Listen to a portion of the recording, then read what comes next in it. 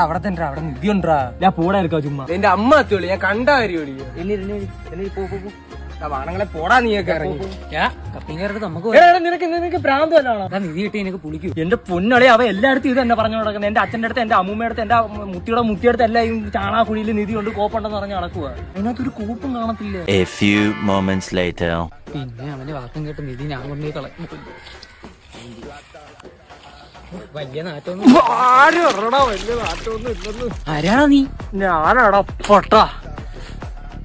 അതിലില്ലാത്ത പൈപ്പം വല്ല. ഞാൻ നിന്റെ അടുത്ത് അപ്പോഴേ പറഞ്ഞില്ലേ ഇതിനകത്ത് ഒരു നിധിയും ഇല്ല, ഒന്നുമില്ല. കോള് ഞാൻ പശുവിന്റെ തീട്ടോന്ന്. ഈ കൊലത്തെ കേട്ടാ നീ വീട്ടിൽ ചെന്ന് കയറുന്നത്. അതാടിയാ എനിക്കും പേടി. അച്ഛൻ എന്നെ അടിച്ചു കൊല്ലുപൊളിയാ.